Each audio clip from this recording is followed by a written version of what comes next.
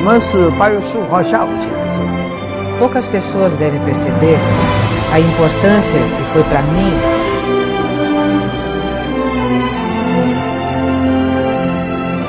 由于这个政变，使得原来的一切联系全部中断。巴西和中国都是发展中的大国。Então só por aí os países se complementam.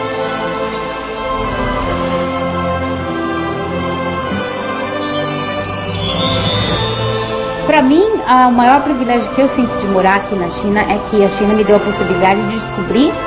E ainda vai muito longe essa história.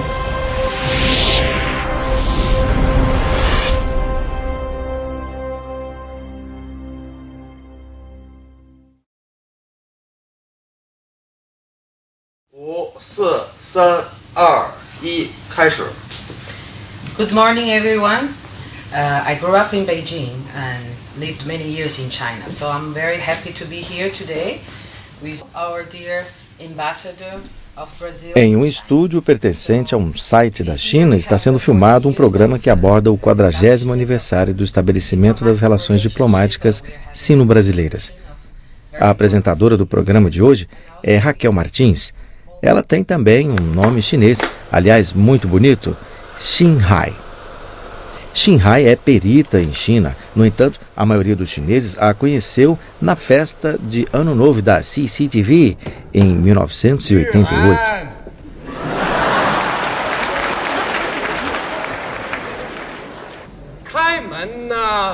Com a frase Yulan, abre a porta, o estudante canadense Mark Roswell ficou famoso em toda a China e a garota brasileira de 22 anos, Xin Hai, ficou conhecida também por muitos chineses.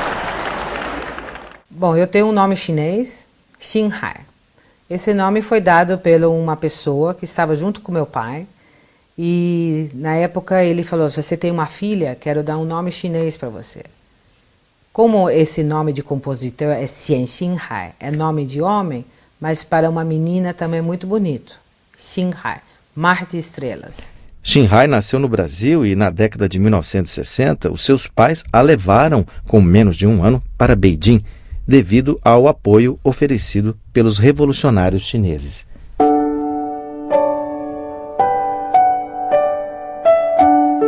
Xin Hai passou a infância em Beijing. O estudo e a vida dela foram iguais ao de outras crianças chinesas. A foto que você vê foi publicada no Diário do Povo em 1971. No centro da foto está Xin Hai. Naquela época, o Brasil não mantinha relações diplomáticas com a China. Para Xin Hai, o Brasil era um país cordial, mas desconhecido. Ela sempre esperou voltar lá um dia. Alguns anos depois, o desejo de Xin Hai se realizou.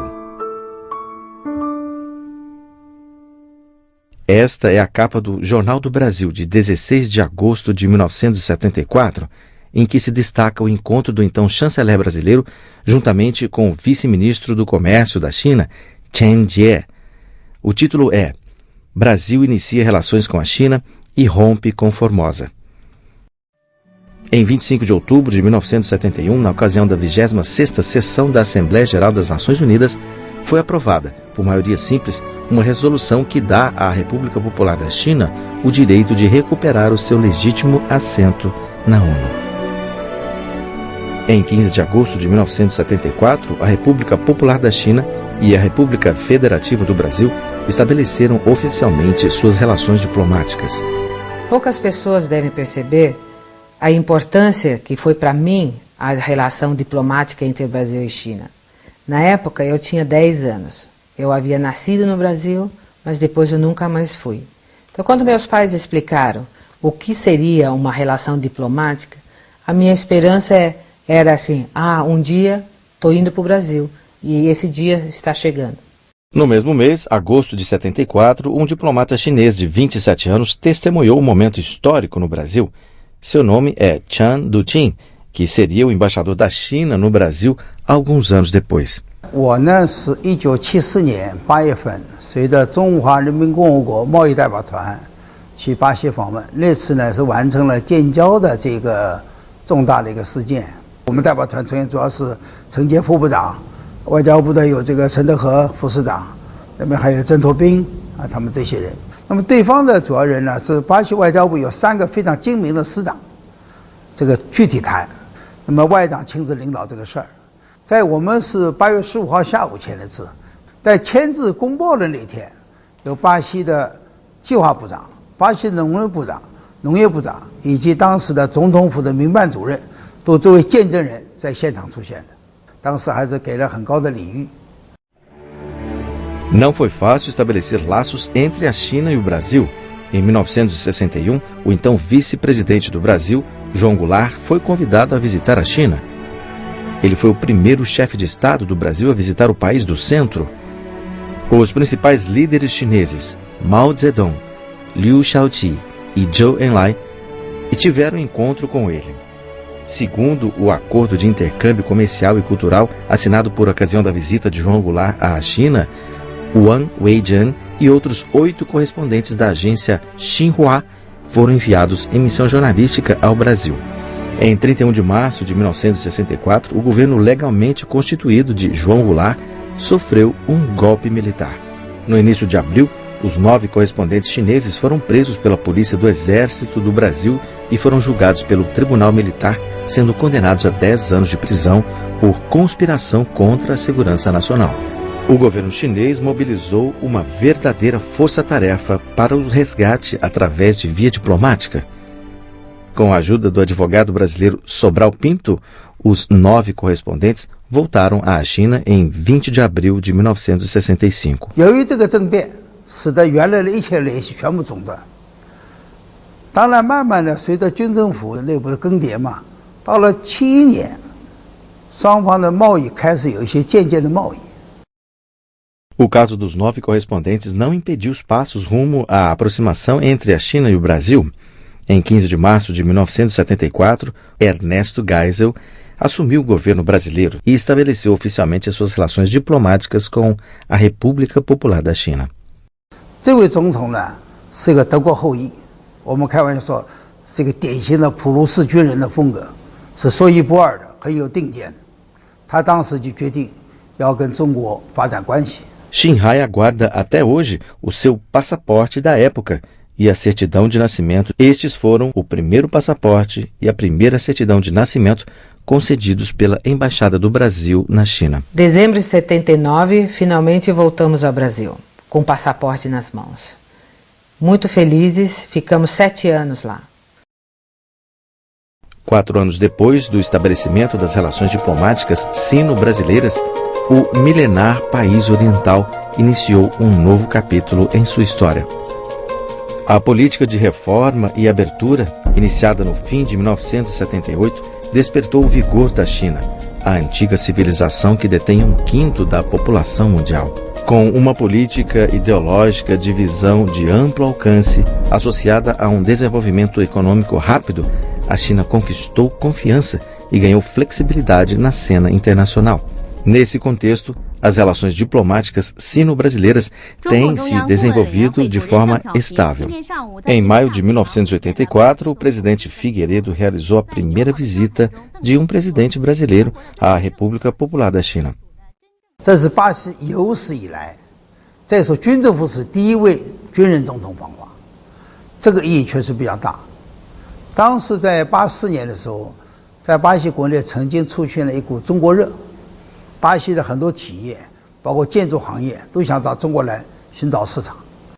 Em agosto de 1984, o então ministro dos Negócios Estrangeiros da China visitou o Brasil. Na ocasião, foi assinado o acordo para a instalação de consulados em São Paulo e Xangai. Em 1985, o Brasil havia acabado de retomar o caminho da democracia. A política econômica do governo Sarney promoveu um crescimento considerável da economia brasileira. Neste ano, o volume comercial sino-brasileiro bateu recorde. O Brasil, então, substituiu Cuba, passando a ser o maior parceiro comercial da China na América Latina. Em 1988, por ocasião da visita do presidente José Sarney, foram assinados 8 acordos, incluindo o Acordo de Cooperação para o Satélite de Recursos Terrestres China-Brasil. O encontro entre José Sarney e Deng Xiaoping fundou a base para o estabelecimento da parceria estratégica sino-brasileira alguns anos depois. O intérprete do encontro foi Chen Duqing. 当时的小平同志已经83岁了，当时就做了一个非常精彩的阐述，就是说，第一，亚洲如果没有中国和印度的发展，谈不上亚洲世纪，谈不上太平洋世纪。他反过来讲，拉美如果没有巴西的发展，也谈不上拉美的世纪。所以我希望亚洲世纪和拉美世纪同时出现。 Desde então, os dois países entraram em nova época, de bons presságios para o futuro.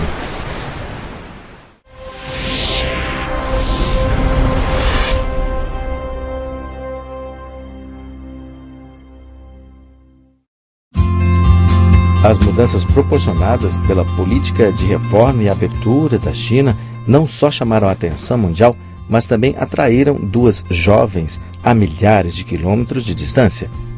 Depois de 7 anos, Xin Hai e sua irmã voltaram para a China. Elas foram as primeiras e únicas estudantes mandadas ao estrangeiro pelo governo do Brasil. Em 1987, eu e minha irmã voltamos a Pequim. A emoção foi muito grande, voltar à terra onde nós crescemos. E quando chegamos aqui, a surpresa foi total, porque as pessoas se vestiam diferente. Já estavam com calça de boca de sino, salto alto, permanente nos cabelos, batons, música era mais moderna, a mais famosa com Teresa Tan, e também, em vez de outras coisas, bebiam Coca-Cola. A rápida evolução da China promove a frequente troca de visitas de alto nível entre a China e o Brasil. Em 1993, os dois países estabeleceram uma parceria estratégica. 92、93以后，中国的这个应该是政治局常委这一级的，陆陆续续都到巴西访问。我们当时开玩笑说，中央常委讨论巴西事务不需要提供背景资料。所以现在实际上中国跟巴西的这个战略伙伴关系是中国对外战略伙伴关系的第一对。No fim de 1995, o presidente Fernando Henrique Cardoso realizou uma visita oficial à China. Devido à parceria estratégica estabelecida com base na confiança mútua, o comércio bilateral tem mantido um crescimento de forma estável, apesar de várias crises financeiras internacionais. Após 10 anos de trabalho de especialistas chineses e brasileiros, o primeiro satélite de recursos terrestres, CBERS, projetado e fabricado pelos dois países, foi lançado com êxito em 1999. O êxito do lançamento marcou o fim da dependência por parte dos dois países de satélites de outros países. Em 2003 e 2007, foram lançados mais 2 satélites, que mostram a capacidade sino-brasileira em tecnologias de ponta.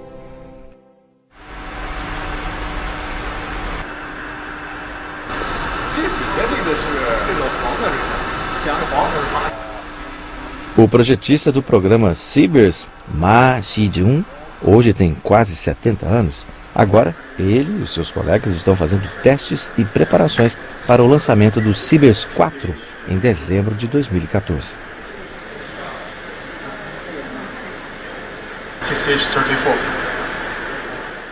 传输性遥感卫星，我们国家第一次搞，我们也希望那么通过国际合作来提升我们的能力。在选择伙伴上，选了巴西和我们做合作的伙伴。我们觉得呢，这我们2个国家都是属于发展中国家，都是60年代建立了这个空间技术研究院所以我认为我们2个合作有这个门当户对这种成分在里头。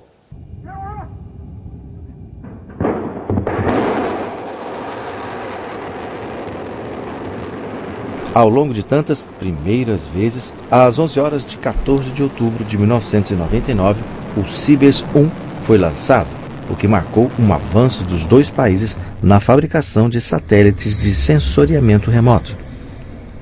O êxito não só forneceu informações e provas científicas à agricultura, silvicultura, hidráulica, além de dados territoriais aos dois países, mas também beneficiou outras nações e regiões da América Latina e da África.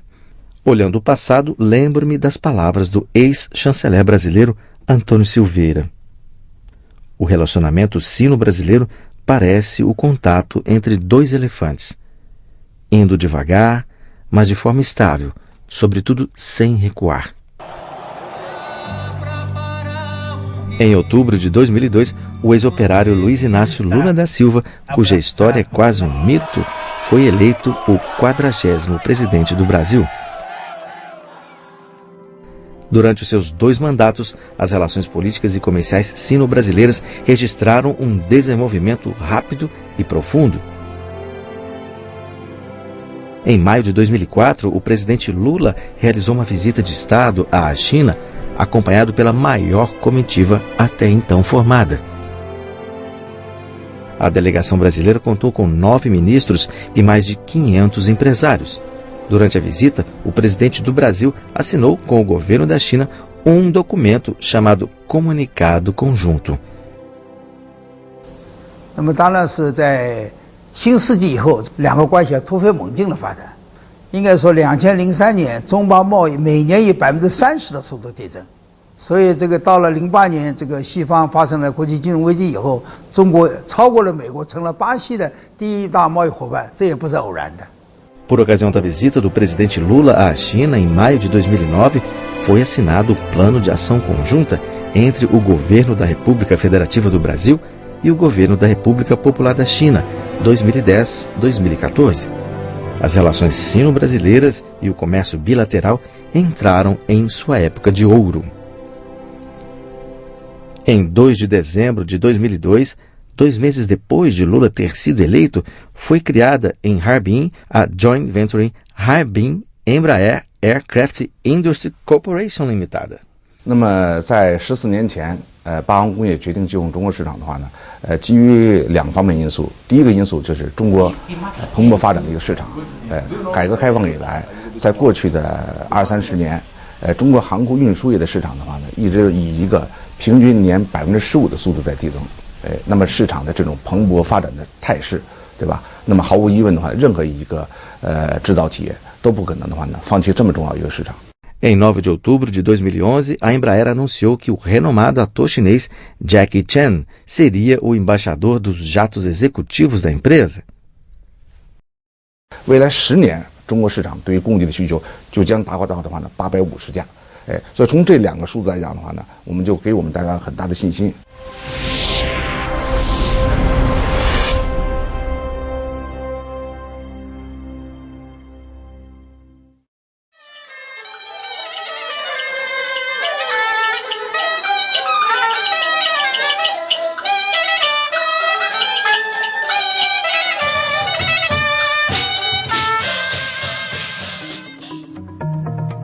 Yiwu é uma cidade pequena no centro da província de Zhejiang.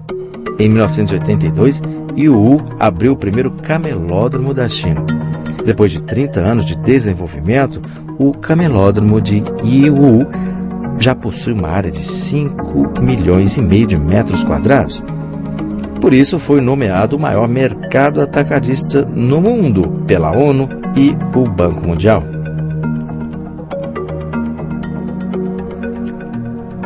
Em 2013, já havia mais de 400 mil comerciantes estrangeiros em Yiwu. Existem 13 mil comerciantes estrangeiros residentes nesta cidade. De cada 100 pessoas, uma é estrangeira, entre as quais há muitos brasileiros. A primeira vez que eu vim para a China foi em julho de 2007. E eu lembro que todos os dias nessa viagem, eu lembro até hoje, eu ficava espantado com tudo, eu não queria nem dormir. Os 3 primeiros dias eu quase não dormi porque eu queria ficar na rua, ficar andando, olhando, vendo as coisas. Para mim era tudo muito diferente, era surpreendente, foi muito, muito forte isso. Daniel é um jovem comerciante brasileiro. Quando ele chegou à China, o Brasil já mantinha relações diplomáticas com o país há 33 anos. E a política da reforma e abertura da China já tinha sido adotada há 30 anos.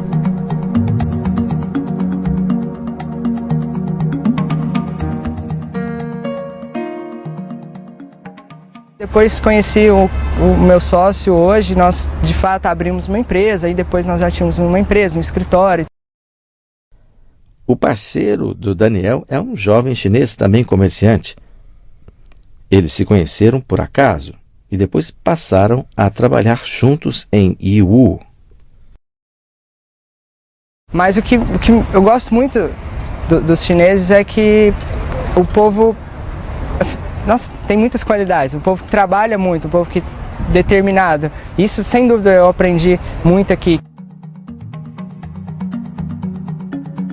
Apesar das culturas e crenças diferentes, os jovens têm o mesmo sonho.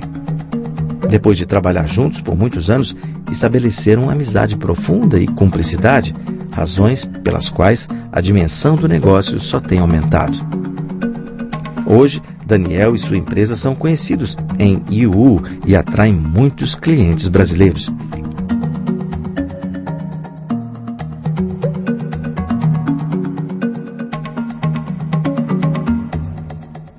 Quando tem brasileiros aqui, clientes, amigos que vêm visitar a cidade, visitar a empresa, para mim é como mostrar a minha própria cidade para eles. Acontece quando as pessoas querem, simplesmente acontece, é tudo muito rápido. Isso é o que mais me surpreende na China até hoje, não só em Yiwu, mas em várias outras cidades da China. A gente vê isso em quase todos os lugares. A rapidez do crescimento aqui, como eles conseguem fazer as coisas muito rápidos, é incrível, é muito surpreendente, sem dúvida, ver o quanto cresce as coisas aqui. Como cresce, isso para a nossa realidade é completamente diferente. E isso é muito importante, é muito bom para a gente entender e saber que é possível, sim, crescer muito.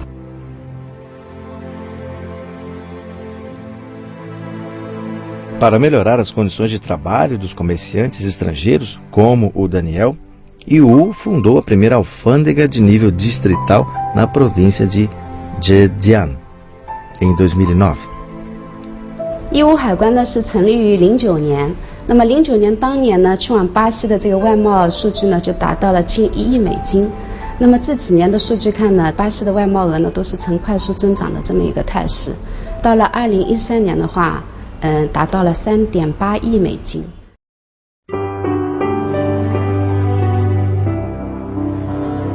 Vim para a China 7 anos atrás, mudou completamente a minha vida.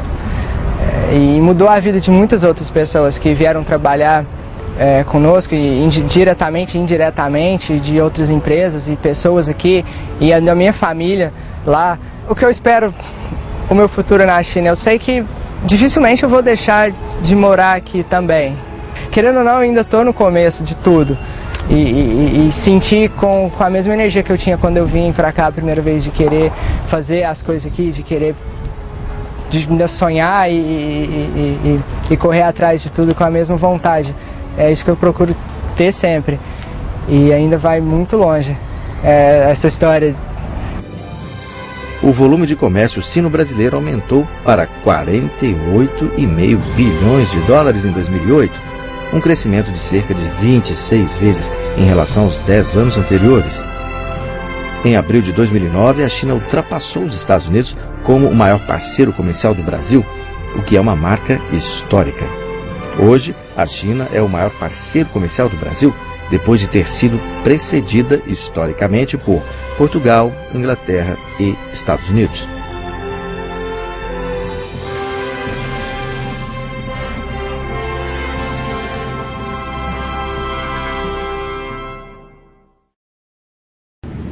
Hoje em dia, quando falamos do comércio sino-brasileiro, a primeira colocada no ranking de empresas brasileiras é, sem dúvida nenhuma, a Vale.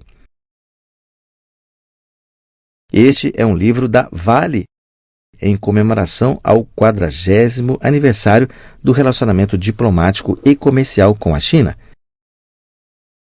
Nas palavras de João Mendes, o atual Country Manager da Vale na China, que veio para a China há 20 anos, a partir de 1994, a China nunca mais saiu de sua vida.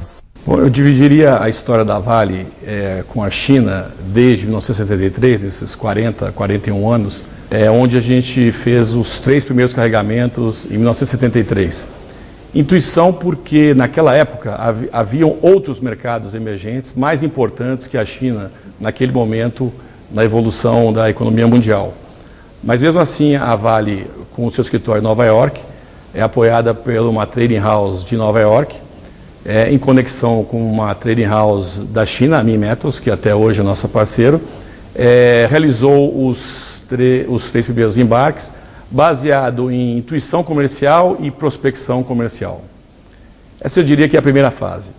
Conhecida como o motor da região amazônica, a Vale é atualmente classificada como uma das 3 maiores mineradoras globais, junto com a BHP Billiton da Austrália e a Rio Tinto da Inglaterra. O êxito da Vale é inseparável da reforma e abertura da China, juntamente com o desenvolvimento rápido da economia chinesa.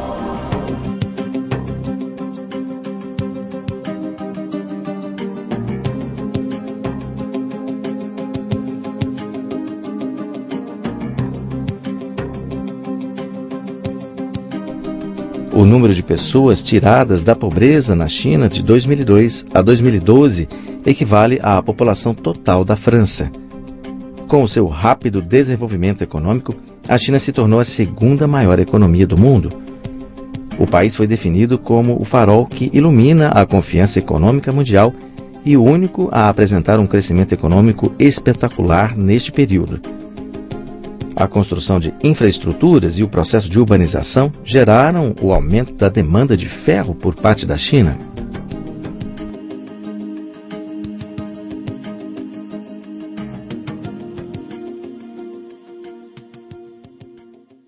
A segunda fase ocorreu durante a abertura da China, a abertura econômica da China com Deng Xiaoping. Foi o advento da usina siderúrgica da Baosteel. A Baosteel entrou no mercado com padrões de classe mundial em termos de performance. E a Vale, então, estabeleceu o seu primeiro contrato de grande porte e longo prazo com a China através da Baosteel, que é uma empresa campeã dentro da China. E foi muito importante essa segunda fase. E a terceira fase foi o início dos anos 2000, onde a gente chama de China Booming. Durante o China Booming foi a época que a Vale mais cresceu produção no mundo. A Vale dobrou a sua produção do ano 2000 até o ano 2008 em minério de ferro. Isso deu grande suporte para a China e atingimos o primeiro lugar de vendas na China. O período que vai do ano 2000 até a crise financeira de 2008 viu dobrar o custo do frete para a China. Para ganhar competitividade, a Vale decidiu investir em uma frota própria. Desde 2008, a Vale já encomendou 35 navios de grande porte, capazes de transportar até 400 mil toneladas. Desde 2008, a Vale já encomendou 35 navios de grande porte, capazes de transportar até 400 mil toneladas, entre os quais 24 foram construídos em estaleiros chineses. O navio Vale China, construído pelo estaleiro Rongsheng, foi entregue em novembro de 2011, sendo o maior cargueiro fabricado na China. O navio Vale Tianjin, construído também pelo estaleiro Rongsheng, foi entregue em 5 de junho de 2014. Hoje o mundo mudou, as economias são muito complementares. E no caso de Brasil e China, são extremamente complementares. O Brasil precisa dos investimentos chineses no Brasil, e eles estão acontecendo. E a China, por sua vez, precisa de recursos naturais. Então, só por aí os países se complementam. Hoje, da balança comercial Brasil e China, a Vale responde por quase 40%. Tá? A gente se orgulha muito disso, está ajudando o país, o Brasil, a se aproximar da China e o nosso papel na China.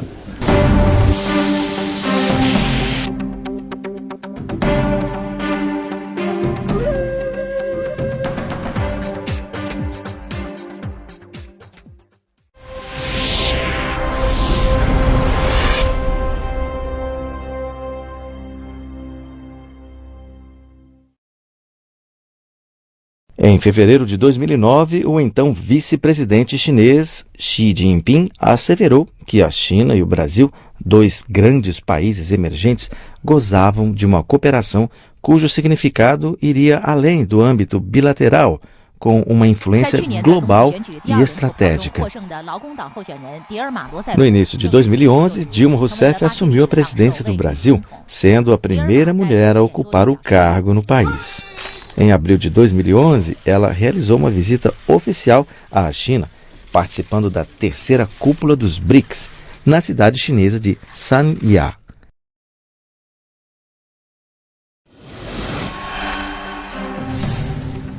Na ocasião da visita, foi assinado o Plano Decenal de Cooperação entre o governo da República Popular da China e o governo da República Federativa do Brasil.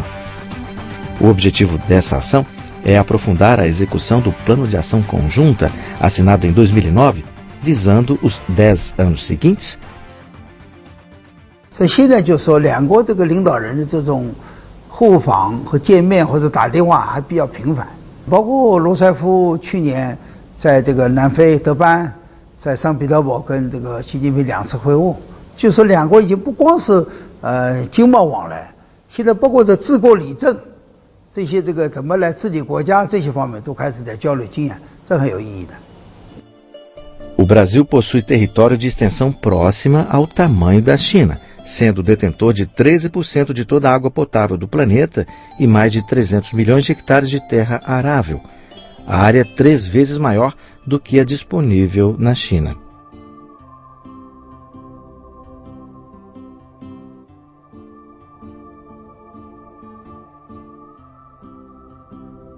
Durante a visita da presidente Dilma Rousseff à China, em abril de 2011, um laboratório conjunto entre a Empresa Brasileira de Pesquisa Agropecuária, Embrapa, e a Academia de Ciências Agrárias da China, Labex China, foi criado em Beijing. Em 8 de agosto de 2012, a sede do laboratório conjunto, em Brasília, foi inaugurada. 巴西和中国都是发展中的大国。 从中国来说，由于中国的这个自然禀赋的这种限制，我们是一句话，人多土地少，水资源比较短缺。但是在巴西现有的2.8亿公顷的这样一个可耕地的这个方面，它的开发还是比较少的，它只有20%的土地用于粮食生产。所以我觉得从这个角度来说，中国和巴西的这个合作就是一个 共赢互赢，是个优势互补，所以它未来的发展的空间非常大。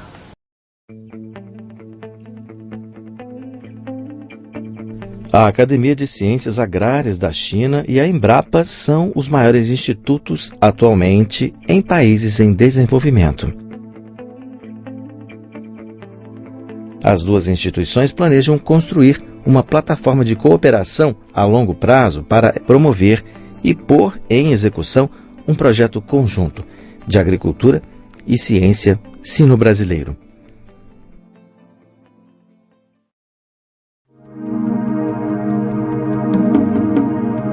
Na China há um provérbio que diz: cada lugar tem a sua terra e a sua água para alimentar seus habitantes. O rio Yangtze, o rio Amarelo e o rio Amazonas cultivaram nações e culturas diferentes. Para o povo brasileiro, a China é um país distante, misterioso, o que lhe dá um certo charme. Não basta conhecer a China através dos livros, temos de ir lá.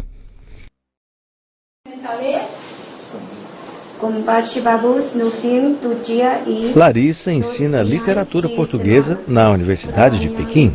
Na segunda e na sexta-feira. E no tempo livre, quando eles não trabalham? Eu acho que a gente, como era Pequim, eu tinha mais uma imagem do que seria essa parte mais antiga, pelas coisas que eu tinha lido, né, de como, mas foi algo que me surpreendeu muito, porque eu achei muito moderna a cidade, extremamente moderna, ao mesmo tempo dá a impressão de que vários valores das pessoas se mantêm, né? Muitos hábitos, como beber água quente e outros hábitos continuam. Eu acho isso muito interessante. Nariz. Como é o nariz grande? Agora, além de língua portuguesa, Larissa ensina ainda literatura brasileira, história brasileira, cultura brasileira, etc. Eu tenho tentado mostrar para eles coisas que são menos conhecidas, mas eu acho que falta para os dois países se conhecerem melhor, né? Tanto o Brasil quanto a China e a China o Brasil. Então eu acho que falta isso, um programa ainda maior, né, de difusão tanto da cultura chinesa no Brasil quanto da cultura brasileira aqui, enfim. Eu acredito que e explorar muito mais o que há de comum entre os dois países, né? Eu acho que é isso que possibilita alguma forma de compreensão, né? Larissa tenta procurar pontos comuns entre as culturas chinesa e brasileira, partindo da visão chinesa, enquanto outra garota chinesa de 24 anos está realizando o seu sonho através da convivência com os costumes brasileiros no Rio de Janeiro.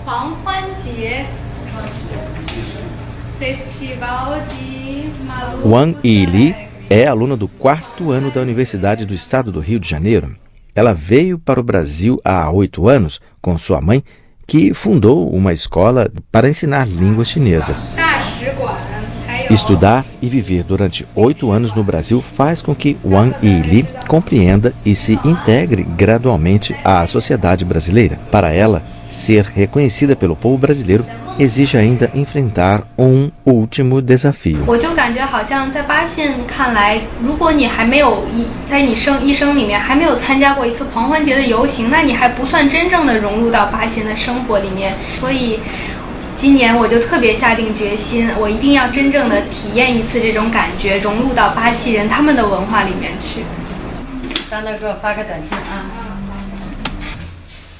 Na noite de 3 de março de 2014, Wang Yili caiu na folia.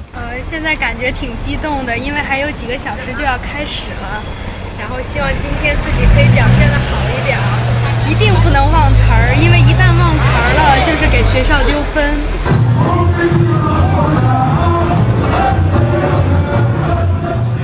Ela passou por inúmeros grupos de pessoas vestidas com roupas coloridas e, finalmente, encontrou sua própria turma. A noite caiu e o carnaval começou. Wang Yili foi cercada por seus amigos brasileiros e exibiu as coreografias recém-ensaiadas, apreciando a sensação de felicidade trazida pelo samba.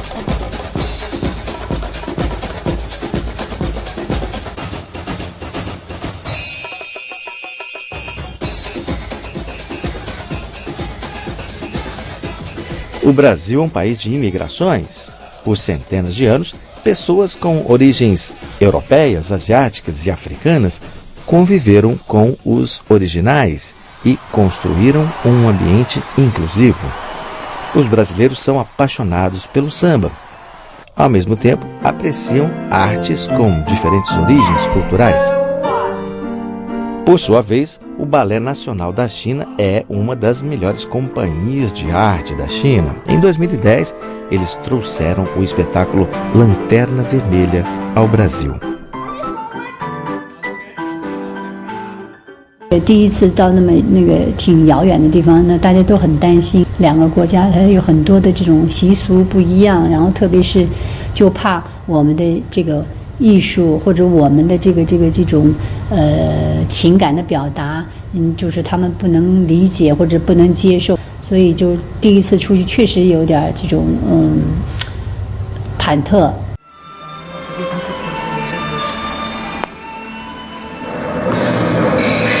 Toda a ansiedade tornou-se alegria e carinho depois de fechada a cortina.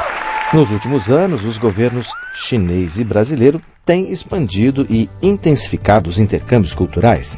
Até agora, já foram estabelecidos 7 institutos Confúcio no Brasil e milhares de alunos vêm para estudar a cultura chinesa. O Centro Cultural Brasileiro foi estabelecido na Universidade de Pequim em 2004. E o então presidente do Brasil, Luiz Inácio Lula da Silva, participou da cerimônia inaugural do Centro de Estudos Brasileiros da Academia de Ciências Sociais da China, durante sua visita à China em maio de 2009. Atualmente, o diretor do Centro de Estudos Brasileiros é Chan Duqin. 因为中国中华民族恐怕是世界上唯一文明没有中断的文明。而巴西的文明呢，它本身它作为一个巴西国家本身都有的民族特性，这个甚至巴西固有的文明东西还在形成的过程当中。中国的老百姓跟巴西的老百姓，就是两国的人民之间交往其实没有障碍，关键交流少，交流多了其实一点没有障碍。Em 2013, o governo brasileiro lançou os programas Brasil Maior e Ciências Sem Fronteiras, enviando pela primeira vez 241 alunos bolsistas para a China. Ele ainda planeja disponibilizar 5.000 bolsas para o envio de alunos nos próximos 5 anos. Agora, no Brasil, vem surgindo uma onda de estudar a língua chinesa. Muitos brasileiros ainda escolheram a China como o seu destino de residente permanente. Vilmar Costa Silva é um cozinheiro de um restaurante localizado em Sanlitun, um bairro sofisticado de Beijing.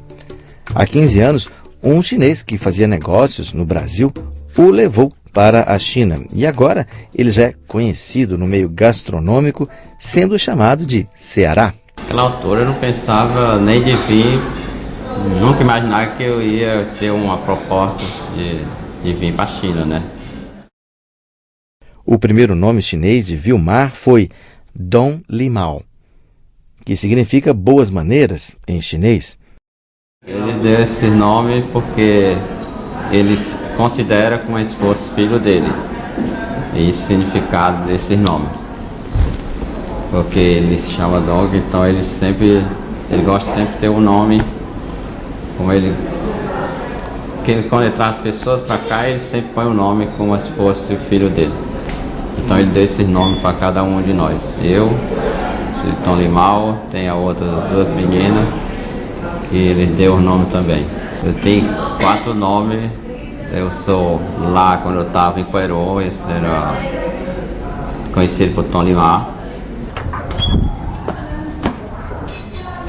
早上好，你好，好，你好，你好，好吗？好。Todos os dias, Vilmar vai para o restaurante muito cedo para preparar o almoço com seus colegas. Mesmo que ele ainda não possa falar muito bem língua chinesa, não tem problemas de compreensão básica no trabalho. Quando eu cheguei na China, foi uma novidade, né? Trabalhar com 33 pessoas chinesas sem falar português. E eu também não sei falar chinês, então a comunicação era meio difícil.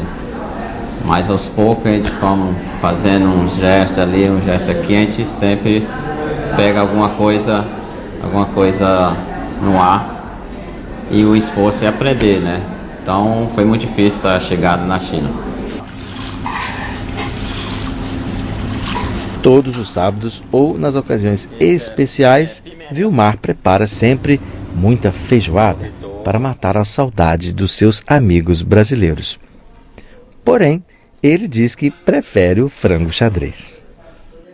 Aqui é o meu segundo país, com certeza, fora o Brasil, mas com certeza é o meu segundo país sossegado. E eu gosto da China muito, muito. Se eu não gostasse, eu não estaria aqui já há 15 anos. Eu já teria ido embora para outro país, não para o Brasil. Vilmar tem amigos chineses e de outros países que moram em Beijing. O restaurante em que ele trabalha parece uma miniatura da capital da China, totalmente cosmopolita. E muitos desses amigos já não são apenas residentes temporários, mas permanentes.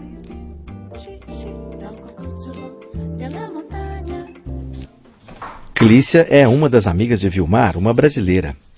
Há 13 anos, ela casou-se com um chinês-americano. Ela foi transferida para a China por causa de seu trabalho. E lá ficou. Agora, ela já tem 2 filhos. E nós temos aqui família que é uma família que não, apesar de não ser nossa família de sangue, são amigos, são pessoas que fazem parte do nosso dia a dia. Depois de estar na China há 13 anos, eu admiro muito a determinação do povo chinês. E o que mais ha mudado em mim é a percepção de do que são amigos. É uma coisa na qual você faz parte da vida deles e ao mesmo tempo eles se sentem no direito de ser parte da sua vida. E é uma coisa muito bonita, porque esse nível às vezes não existe fora da... Clícia começou seu negócio de joias há 3 anos. Joias do Brasil trazem a ela não apenas a riqueza, mas também a amizade. Existem muitas semelhanças entre a cultura chinesa e a cultura brasileira. No entanto, quando as pessoas olham para mim no Brasil e falam, você mora na China? Uau! Mas deve ser, é muito longe, é muito difícil. Não é tão difícil. Para mim, o maior privilégio que eu sinto de morar aqui na China é que a China me deu a possibilidade de descobrir uma área na qual eu nunca teria feito. E é um lugar que te traz muitas coisas de valor e que te deixa uma pessoa cada vez mais rica só por conhecer e por estar aqui. E que não precisa ficar preocupado de vir para cá. Vem para a China, é um lugar onde você vai gostar, você vai aproveitar e você vai curtir, vai aprender muito e vai voltar para o Brasil uma pessoa diferente. Enquanto Clícia abraça a amizade, os seus compatriotas estão preparando no Brasil a festa da Copa Mundial.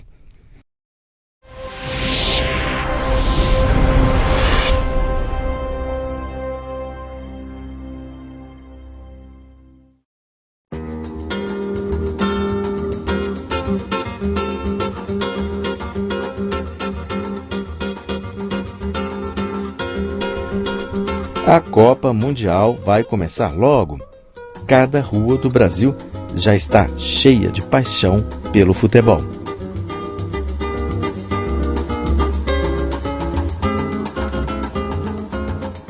As bolas de futebol oficiais e mascotes desta Copa Mundial são todos feitos na China. Nas fábricas em Yiwu, os trabalhadores estão fazendo horas extra. Todos os produtos oficiais personalizados foram fabricados aqui, enviados para o Brasil e, finalmente, expostos em vitrines. Não apenas no Brasil, a paixão pela Copa pode ser sentida. Em Beijing também. Cartazes enormes foram afixados nas estações de metrô. Entre eles, encontramos rostos familiares, como os de Xin Hai e seus 3 filhos. Agora, eles são superestrelas em Beijing.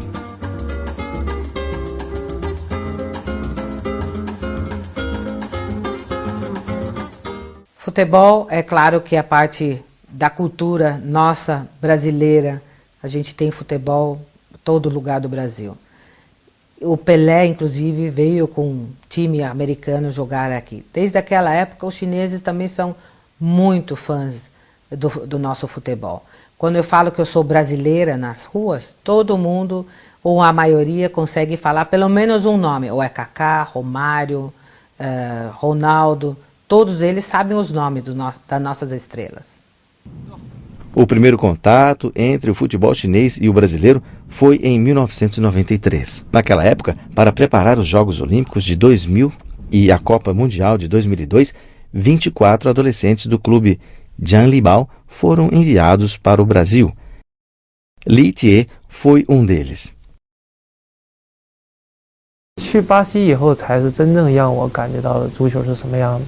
你走在巴西的大街上，或者是开车出去走高速公路，基本上10分钟不到，你一定会看见一个球场。在巴西，我们5年，我们打了200多场比赛。可是我在中国同年龄阶段的话，每一年的比赛不超过20场。巴西从来没有这些，你就去比赛，在比赛当中去寻求你的技术变化。Em 2002, a China classificou-se para o Mundial daquele ano. Li Tie e os seus companheiros de equipe deixaram contribuições inegáveis. 我就觉得我在巴西这个几年的苦没有白受，然后最终我靠我的努力和我们所有人的努力，最终能实现了中国人进入世界杯这个梦想。 Depois de 2002, a China não foi mais classificada para as competições em Copas do Mundo. No entanto, a paixão do povo chinês pelo futebol tem aumentado cada vez mais. Após a volta dos adolescentes de Jianlibao, a China mandou várias equipes juvenis ao Brasil. Em 2012, a equipe do Botafogo Academy China, composta principalmente pelos jogadores intercambistas chineses, foi a campeã da Copa Paulista na categoria Sub-17.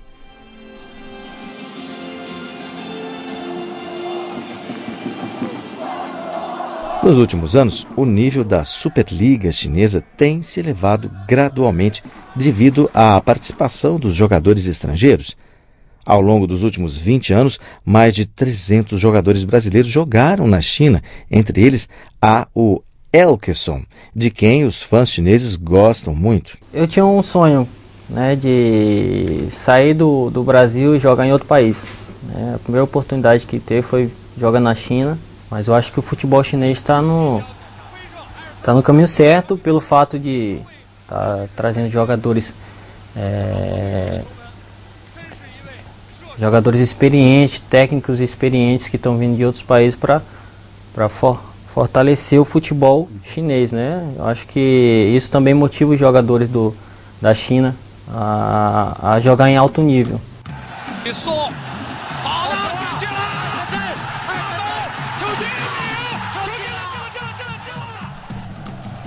Em 9 de novembro de 2013, Elkeson fez um gol de chapa e ajudou o Guangzhou Evergrande a conquistar o título da Liga dos Campeões da Ásia 2013.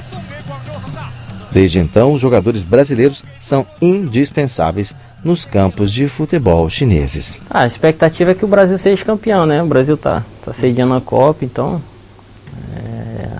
a nossa torcida, né? Eu como brasileiro, é que o Brasil faça uma grande Copa, né? Consiga mais um título aí que é importante. O Brasil tá esperançoso que a nossa seleção faça uma grande Copa do Mundo. Então estaremos de longe, mas torcendo, acompanhando todos os jogos. No início da manhã de 13 de junho de 2014, horário de Beijing, a Copa do Mundo vai começar no Brasil.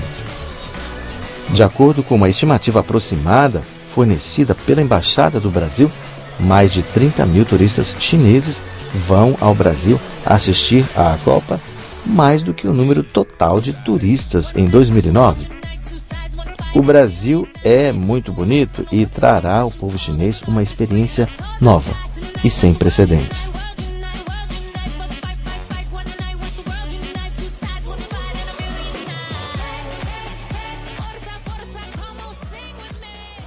我去多少次我都喜欢去巴西，我觉得巴西的内容真的是太丰富了，这里面有太多的旅游的资源，我们还未被开发，所以在我们在提起巴西的时候，大家比较熟知的都是像伊瓜苏大瀑布马瑙斯的雨林或者是像里约热内卢或者是圣保罗这样的大的城市或者是知名的景点，但是除了这些以外，巴西远远还有很多我们未知的。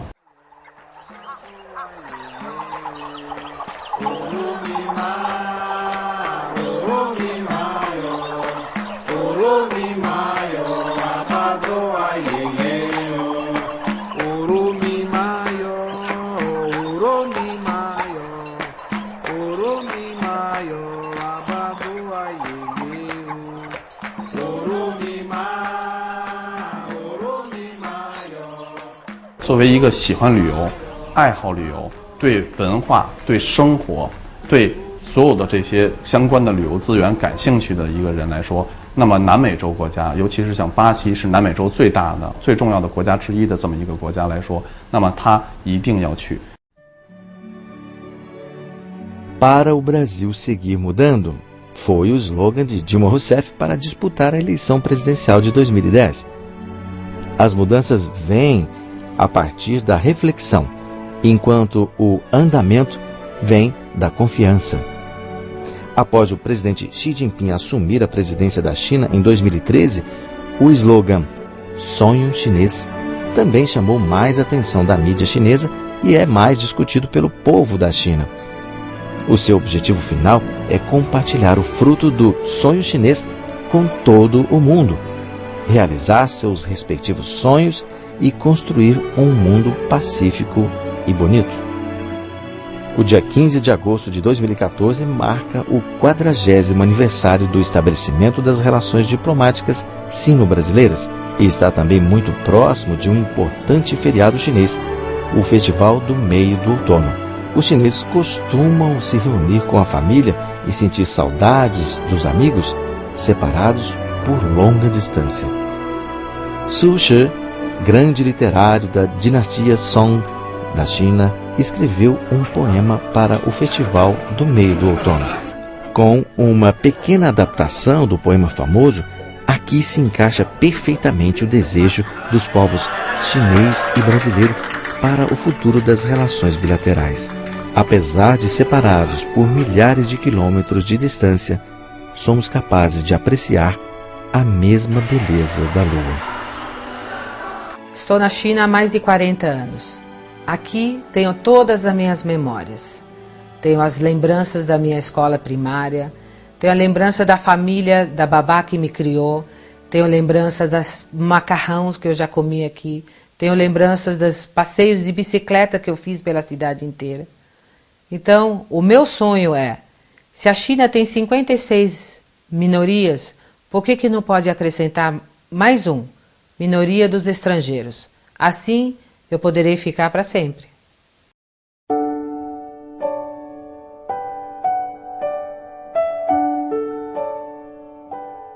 中国和巴西都是资源丰富的国家。